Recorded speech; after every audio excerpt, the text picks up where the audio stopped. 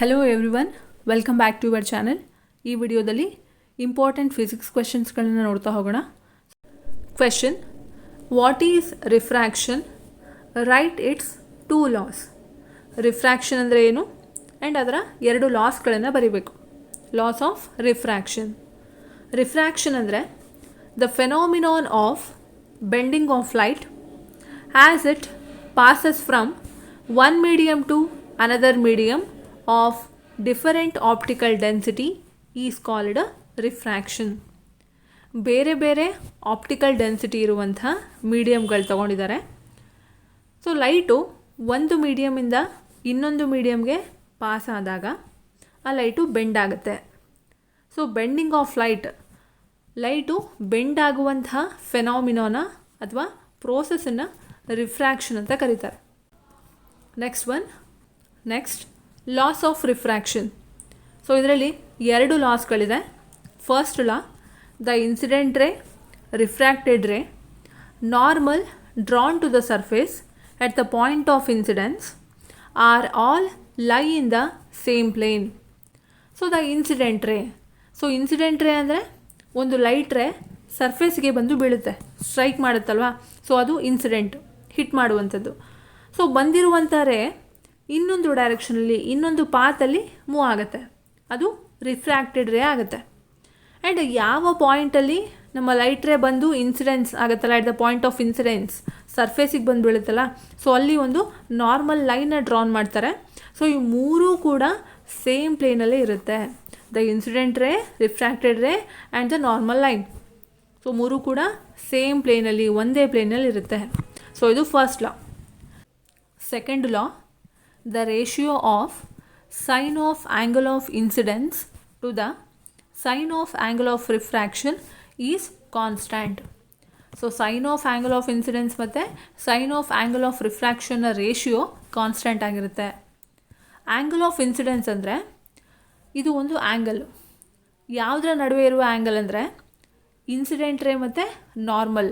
So ಇದರ ನಡುವೆ ಇರುವಂಥ ಆ್ಯಂಗಲನ್ನು ಆ್ಯಂಗಲ್ ಆಫ್ ಇನ್ಸಿಡೆನ್ಸ್ ಅಂತ ಕರೀತಾರೆ. ಆ್ಯಂಗಲ್ ಆಫ್ ರಿಫ್ರಾಕ್ಷನ್ ಅಂದರೆ, ಸೊ ಇದು ರಿಫ್ರಾಕ್ಟೆಡ್ ರೇ ಮತ್ತು ನಾರ್ಮಲ್ ನಡುವೆ ಇರುವಂಥ ಆ್ಯಂಗಲ್, ಇದು angle of refraction. So angle of incidence ಮತ್ತು angle of refraction. So sine of angle of incidence ಮತ್ತು ಸೈನ್ ಆಫ್ ಆ್ಯಂಗಲ್ ಆಫ್ ರಿಫ್ರಾಕ್ಷನ್ನ ರೇಷಿಯೋ ಕಾನ್ಸ್ಟೆಂಟ್ ಆಗಿರುತ್ತೆ. Next question: give differences between mirror and lens. So mirror ಮತ್ತು lens ನಡುವೆ ಇರುವಂಥ differences ಬರೀಬೇಕು. So first one, mirror. A mirror reflects light. So mirror ಲೈಟನ್ನು reflect ಮಾಡುತ್ತೆ. A lens refracts light. So lens ಲೈಟನ್ನು refract ಮಾಡುತ್ತೆ. ಸೊ ಎರಡೂ ಕೂಡ ಬೇರೆ ಬೇರೆ, reflect and refract. So mirror ಲೈಟನ್ನು ರಿಫ್ಲೆಕ್ಟ್ ಮಾಡುತ್ತೆ, ಲೆನ್ಸು ಲೈಟನ್ನು ರಿಫ್ರ್ಯಾಕ್ಟ್ ಮಾಡುತ್ತೆ. Mirror, it is made up of shiny reflecting surface. So mirror ಆಗಿರೋದು ಒಂದು ಶೈನಿ ರಿಫ್ಲೆಕ್ಟಿಂಗ್ ಸರ್ಫೇಸಿಂದ. And lens, it is made up of transparent glass. ಒಂದು ಟ್ರಾನ್ಸ್ಪರೆಂಟ್ ಗ್ಲಾಸಿಂದ lens ಆಗಿದೆ. Mirror, it forms image by reflection. So mirror reflection ಮೂಲಕ ಇಮೇಜನ್ನು form ಮಾಡುತ್ತೆ. And lens, it forms image by refraction. So lens refraction ಮೂಲಕ ಇಮೇಜನ್ನು form ಮಾಡುತ್ತೆ. So types ನೋಡೋದಾದರೆ ಮಿರರಲ್ಲಿ 3 types: plane mirror, concave mirror, convex mirror. ಲೆನ್ಸಲ್ಲಿ 2 types: concave lens, convex lens. ಮಿರರನ್ನು ವೆಹಿಕಲ್ಸಲ್ಲಿ ಯೂಸ್ ಮಾಡ್ತಾರೆ ಆ್ಯಂಡ್ ಲೆನ್ಸನ್ನು ಮೈಕ್ರೋಸ್ಕೋಪ್ಸ್ಗಳಲ್ಲಿ ಯೂಸ್ ಮಾಡ್ತಾರೆ. ಸೊ ಇದಿಷ್ಟು ಕೂಡ differences between mirror and lens. Next question: state and explain Charles law. So statement: at constant pressure the volume of a given mass of gas is directly proportional to its absolute temperature. So constant pressure ಇದ್ದಾಗ ಗ್ಯಾಸ್ನ volume ಅದರ absolute ಟೆಂಪರೇಚರ್ಗೆ directly proportional ಆಗಿರುತ್ತೆ. So ಈ question ನೋಡ್ತಿದ್ದೀರಾ, V/T equals constant. So V1/T1 equals V2/T2. When the temperature of a gas increases, its volume increases. So ಗ್ಯಾಸ್ನ temperature ಜಾಸ್ತಿ ಆಗ್ತಾ ಹೋದ ಹಾಗೆ ಅದರ ವ್ಯಾಲ್ಯೂಮ್ ಕೂಡ ಜಾಸ್ತಿ ಆಗುತ್ತೆ. When the temperature of a gas decreases its volume decreases. So ಗ್ಯಾಸ್ನ ಟೆಂಪ್ರೇಚರ್ ಕಡಿಮೆ ಆಗ್ತಾ ಹೋದ ಹಾಗೆ ಅದರ ವ್ಯಾಲ್ಯೂಮ್ ಕೂಡ ಡಿಕ್ರೀಸ್ ಆಗುತ್ತೆ. ಸೊ ಯಾಕೆ ಹೀಗಾಗುತ್ತೆ ಅಂತ ನೋಡೋದಾದರೆ, this happens because heating gives more energy to gas molecules, so they move faster and occupy more space. ಗ್ಯಾಸನ್ನು ಹೀಟ್ ಮಾಡಿದಾಗ ಗ್ಯಾಸ್ ಮಾಲಿಕ್ಯೂಲ್ಸ್ಗಳಿಗೆ ಜಾಸ್ತಿ ಎನರ್ಜಿ ಬರುತ್ತೆ. ಸೊ ಜಾಸ್ತಿ ಎನರ್ಜಿ ಬಂದಾಗ ಫಾಸ್ಟಾಗಿ ಮೂವ್ ಆಗುತ್ತೆ ಆ್ಯಂಡ್ ಜಾಸ್ತಿ ಸ್ಪೇಸನ್ನು ಆಕ್ಯುಪೈ ಮಾಡುತ್ತೆ. Next question, define 3 modes of heat transformation. So ಇಲ್ಲಿ ಮೋಡ್ಸ್ ಆಫ್ ಹೀಟ್ ಟ್ರಾನ್ಸ್ಫಾರ್ಮೇಷನ್ನ ಡೆಫಿನೇಷನ್ ಕೇಳಿದ್ದಾರೆ. So first one, conduction. It is the mode of heat transfer in which heat flows from the hotter part to the colder part through a solid without any actual movement of the particles. So conduction ಅನ್ನುವಂಥದ್ದು way of transfer of heat. So ಇಲ್ಲಿ heat transfer ಆಗ್ತಿದೆ.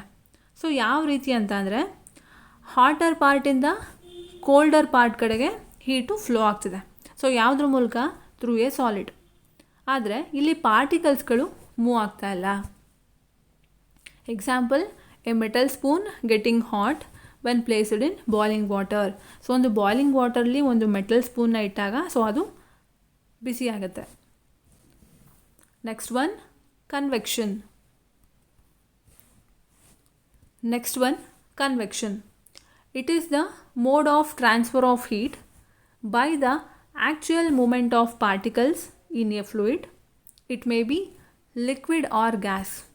So ಇದು ಕೂಡ mode of transfer of heat. ಇಲ್ಲಿ ಫ್ಲೂಯಿಡಲ್ಲಿರುವಂಥ ಪಾರ್ಟಿಕಲ್ಸ್ಗಳು move ಆಗುತ್ತೆ. Example, boiling of water. Next one, radiation.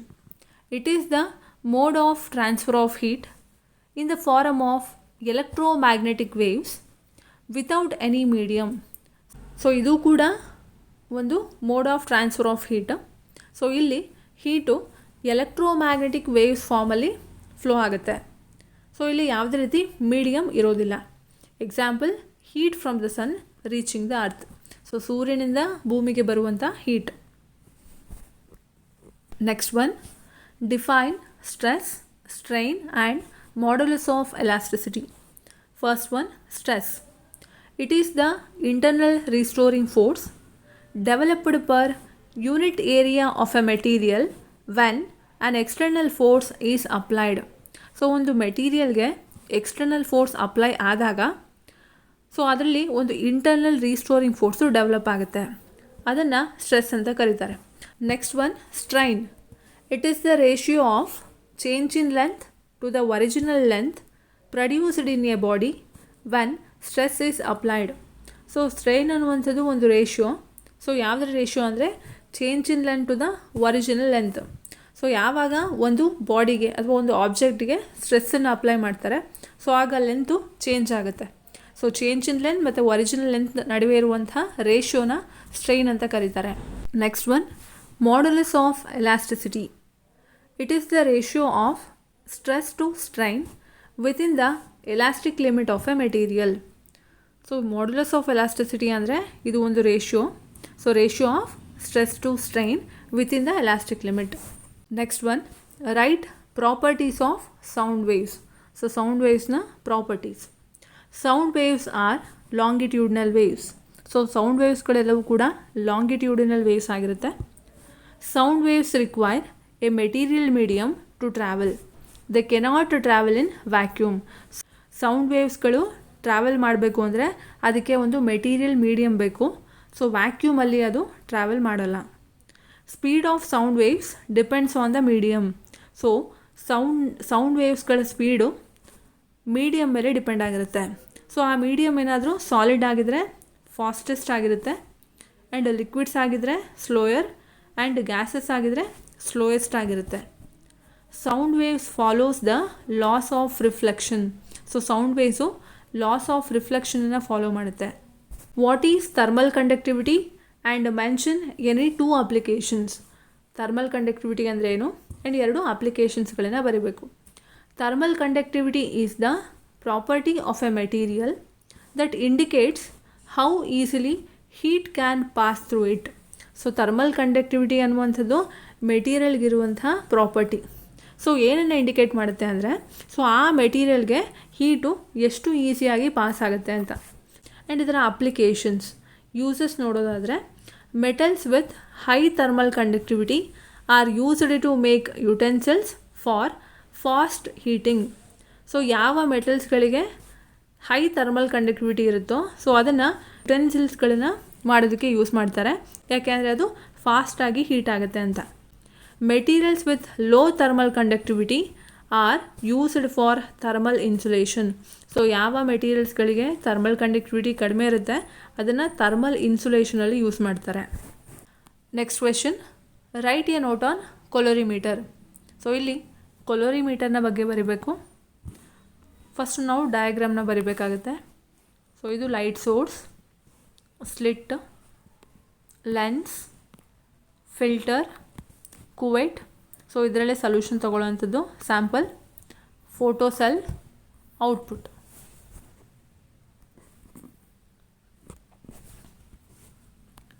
A colorimeter is an analytical instrument used to measure the concentration of a colored solution.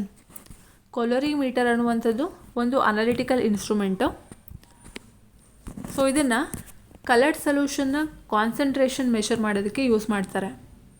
It works on the principle that the amount of light absorbed by a solution is directly proportional to its concentration.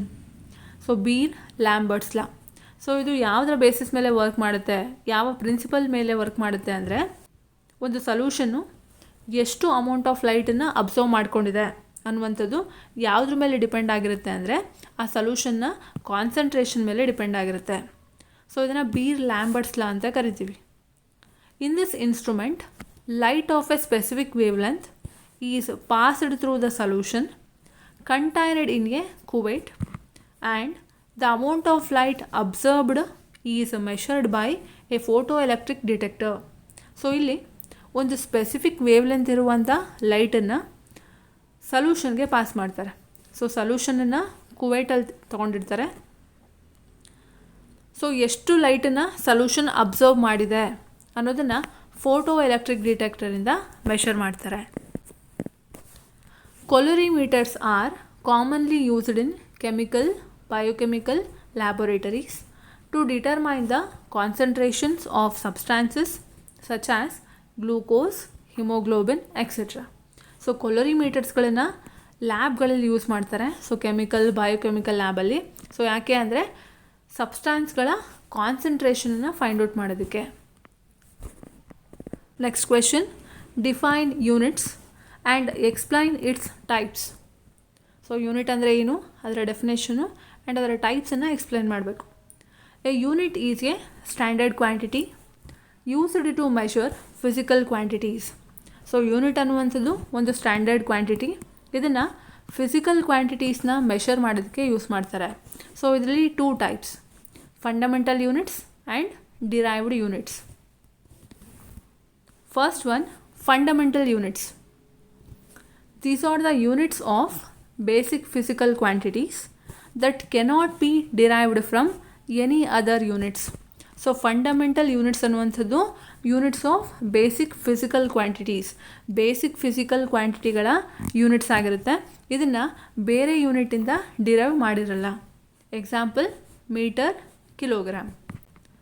Next one, derived units.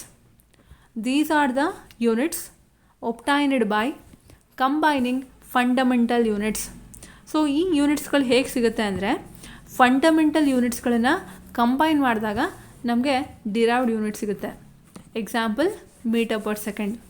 Next question, what is flotation? Explain Archimedes principal.